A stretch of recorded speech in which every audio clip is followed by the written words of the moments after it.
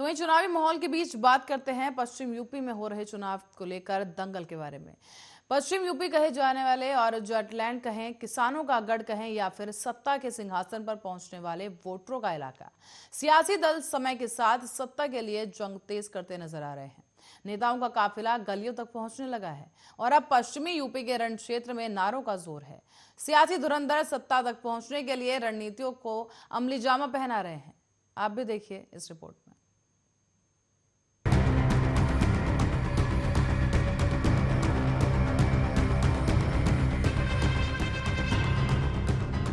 UP के सियासी संग्राम में सबसे पहले और सबसे अहम लड़ाई है पश्चिमी यूपी की और सीटें हैं 136।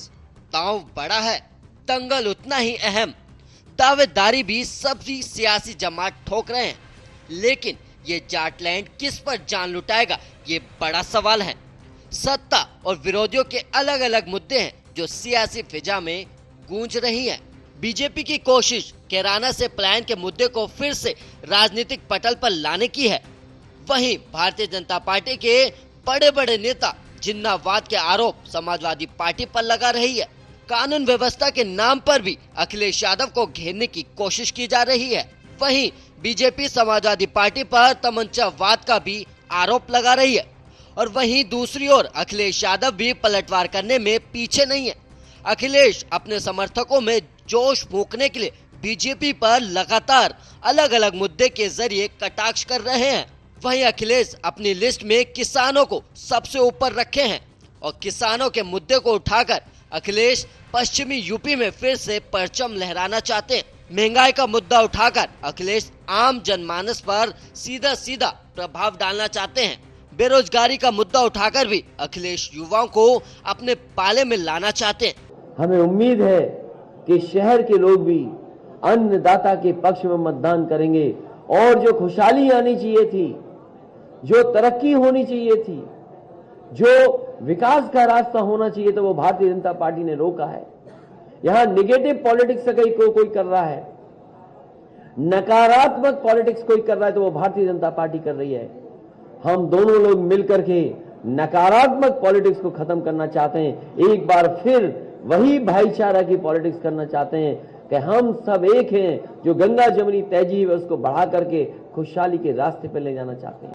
बीजेपी की कोशिश है कि पश्चिमी यूपी में चुनाव को कानून व्यवस्था के मुद्दे पर लड़ा जाए, क्योंकि बीजेपी को भी पता है मुजफ्फरनगर के दंगे और कैराना का पलायन लोगों के जहन में जिंदा है और उसे सिर्फ कुरेदने की जरूरत है, जिससे यूपी में चुनावी मुद्दे ही बदल जाएंगे। तो वहीं पश्चिमी यूपी के जातीय समीकरण में हिंदुत्व का फॉर्मूला फिट है। किसानों के गुस्से वाला फॉर्मूला भी इस क्षेत्र में हिट है। इसलिए सियासी दलों की भी कोशिश अपने अपने मुद्दे को ज्यादा से ज्यादा लोगों को पहुंचाया जाए, ताकि आसानी से लखनऊ में सत्ता पर काबिज हो सके। आप सपा की सरकार के समय के किसी एक विकास कार्य को मुझे गिनवा दीजिए, केवल एक विकास उसका दिखाई देगा और वह है कब्रिस्तान की बाउंड्री। कब्रिस्तान की बाउंड्री के अलावा कोई विकास वहां हुआ ही नहीं। जो बहनों, ये जो अपराधी जब सांसद विधायक बनेंगे तो क्या ये फूल की खेती थोड़े करेंगे? ये तो फिर तमंचे की ही खेती करेंगे। ये तमंचावादी है, वही करेंगे। और इनको उपचार की एक ही है और वो उपचार मेरे पास है और वह है जेसीबी और बुलडोजर। 2017 की लड़ाई जितने पहले बीजेपी लंबे अरसे तक सत्ता से दूर रही, लेकिन पश्चिमी यूपी से पिछले चुनाव में पार्टी को आशीर्वाद मिला। हिंदुत्व के कार्ड ने कमाल किया, पार्टी सत्ता तक पहुंची और इस बार भी वही दांव जिन्नावाद के आरोपों को दोहराकर चला जा रहा है। लेकिन क्या इस दांव के सहारे योगी आदित्यनाथ दोबारा मुख्यमंत्री बन पाएंगे, ये तो वक्त ही बताएगा। Bureau report, Arya news. इसी रिपोर्ट के साथ ही फिलहाल के लिए खबरों में इतना ही। देश दुनिया की तमाम खबरों के लिए बने रहे हमारे साथ, देखते रहें आर्या न्यूज।